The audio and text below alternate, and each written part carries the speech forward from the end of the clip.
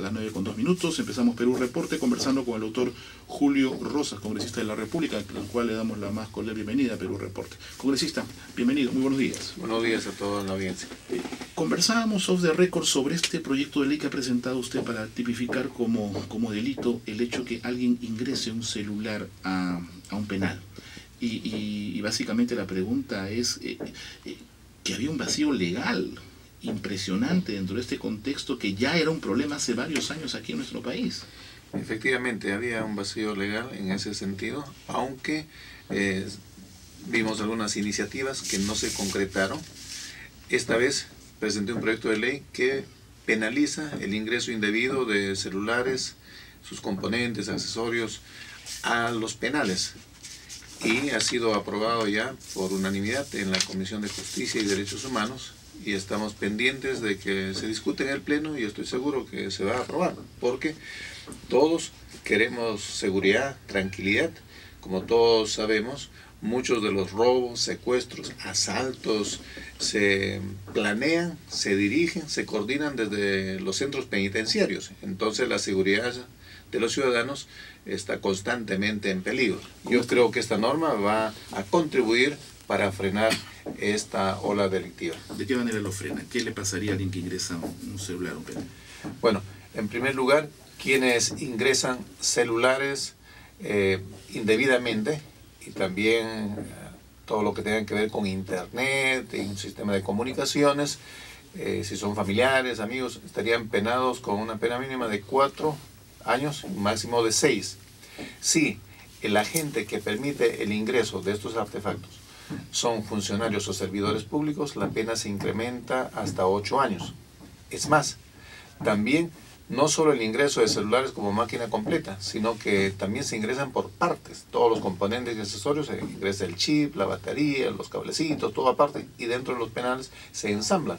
También esto tiene una pena. Y es más, el INPE pone bloqueadores para frenar la salida o la emisión de las comunicaciones.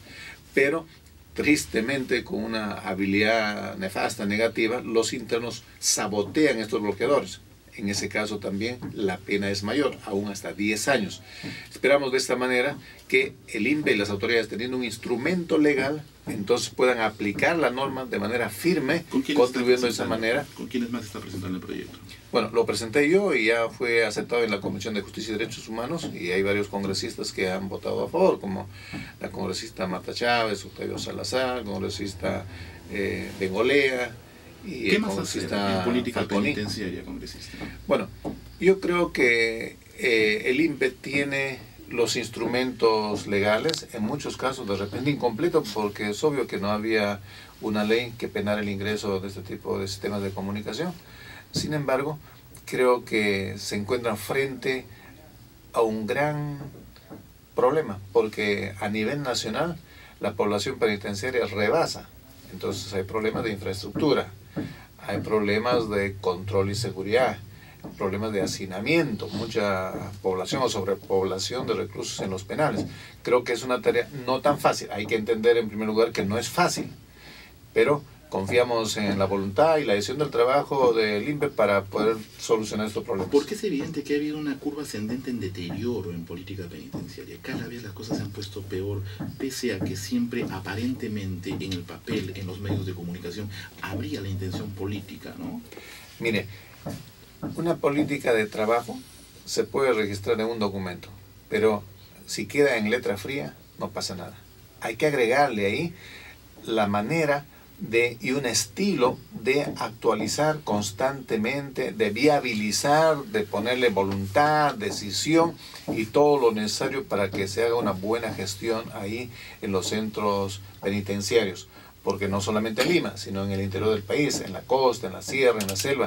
Y si no hay un trabajo, yo diría, eficiente, oportuno en su momento, se van a dar situaciones que a todos nos van a preocupar. Porque ¿cuál es el escenario que manejamos hoy? Yo escuchaba ayer coincidir a dos analistas políticos que el actual director del INPE definitivamente es una de las personas que más domina de política penitenciaria en nuestro país.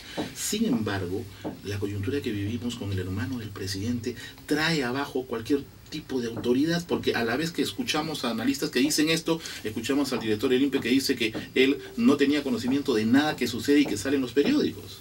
Bueno, yo entiendo que el señor Guadalupe está haciendo todo lo que pueda de su parte, hay que reconocer eso, aun cuando la problemática interna se expresa de manera diferente. Por eso es cuestionable no solo las palabras del señor Antauro Humala, sino también el comportamiento. Y un medio de comunicación sacó a la luz de que incluso consume drogas.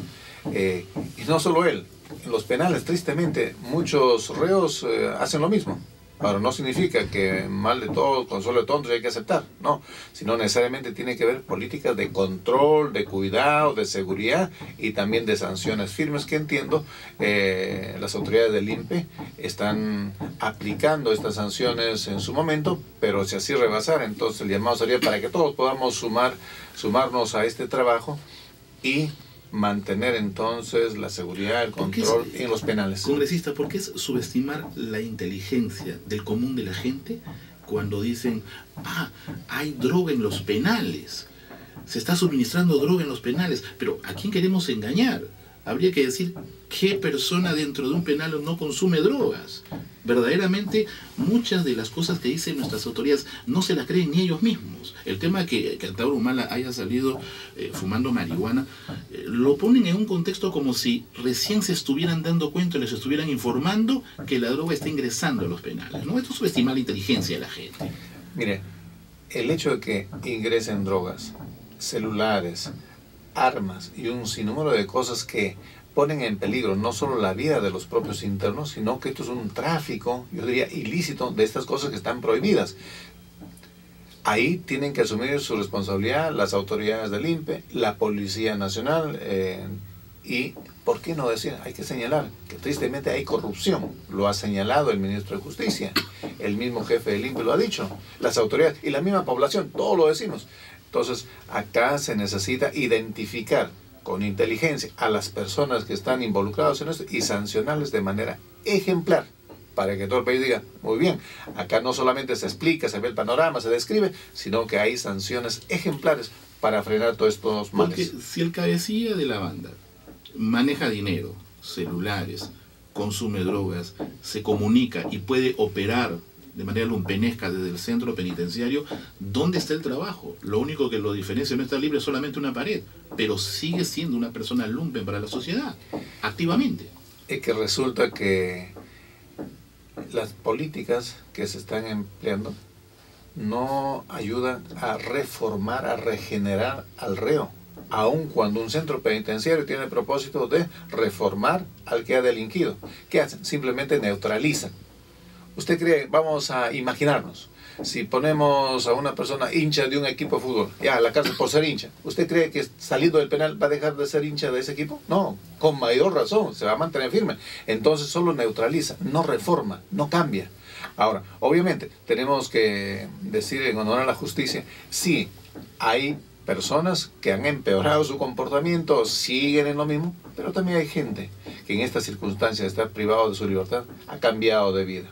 Han dejado los vicios, se han arrepentido, eso lo podemos conocer también y los medios lo han informado, gente que luego de reconocer sus faltas sale cambiada. Claro, la idea es que no sean excepciones, ¿no? Que no sean excepciones, que sea la generalidad, por política supuesto. Sostenida. Ahora, por otro lado, ¿cómo queda el ministro de Justicia cuando dice que el motivo del traslado de Antauro ha sido por que corrían riesgo la vida de los padres y después de un solo brochazo sale el papá del presidente Ollanta Humala diciendo mi vida no corría peligro, el único problema son los periodistas y yo no sé de qué está hablando, y lo desautoriza totalmente? Mire, ahí hay situaciones encontradas.